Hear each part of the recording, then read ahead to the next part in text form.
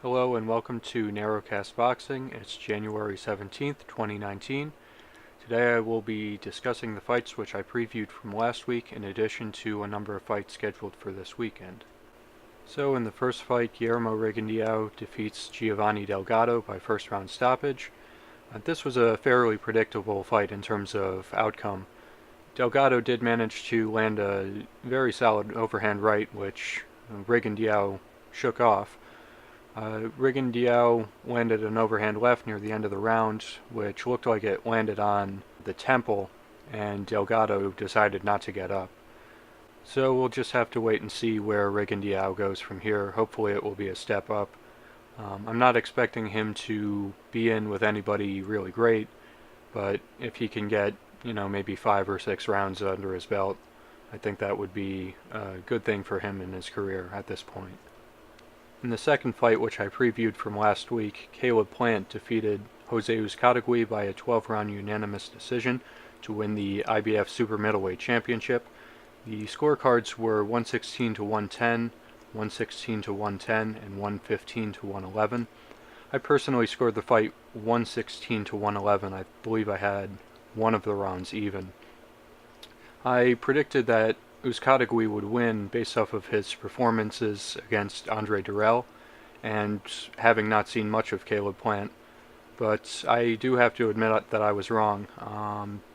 This fight seemed to be a fight of two halves, which Caleb Plant seemed to win the first half of the fight, with Jose Uzcategui coming on strong in the second half.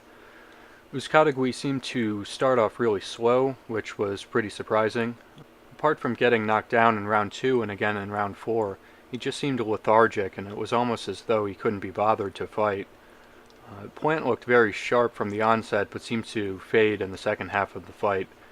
He started to take a lot of clean punches and looked visibly hurt, I believe in round 9.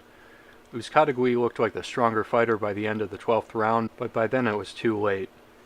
I think Caleb Plant is a solid overall well-rounded type of fighter, but I'm not really sure how he would do against the other 168-pound champions. To me, the division seems pretty wide open at this point. As far as the fights this upcoming weekend, there's a bunch of them, but there's really only a few that I'm personally interested in. So first let me mention the ones that I probably won't watch, but are somewhat significant.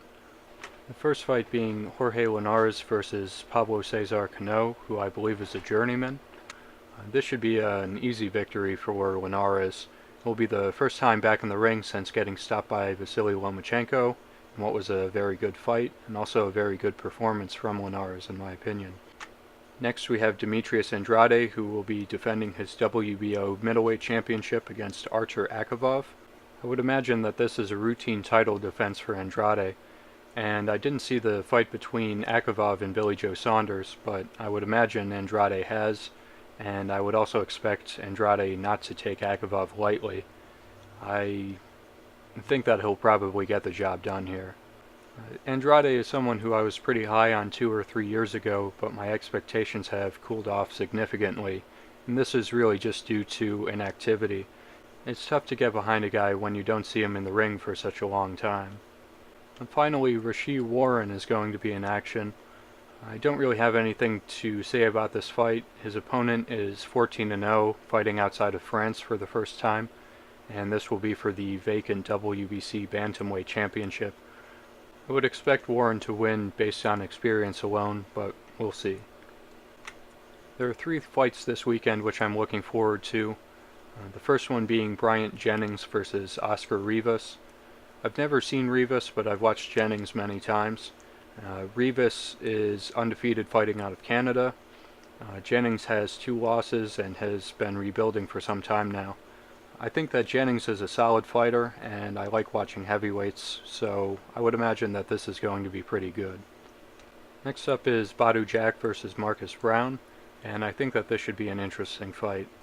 Badou Jack's style kind of reminds me of a less gifted Andre Ward, although I do rate Badou Jack pretty highly. I think that Marcus Browne will be a tough test for him. Browne seems to be somewhat limited in his skills, but he does carry power, and so I'm expecting this to be an interesting fight as well. Biggest fight this weekend is Manny Pacquiao versus Adrien Broner. To me, this fight seems like it has draw written all over it.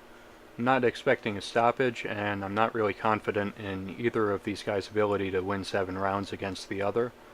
If there is a clear winner, I think it will say more about how far gone the loser is than how great the winner is. When this fight was announced, I pretty much just rolled my eyes and figured it was, a cash grab. But now that it's actually here, I am feeling a bit better about it. It should definitely be an event, and I'm kind of excited to see what's going to happen. But anyways, that's it for this week. Thank you for listening, and feel free to leave a comment or a rating, either positive or negative, whichever you prefer. Enjoy the fights, and I'll talk to you next week.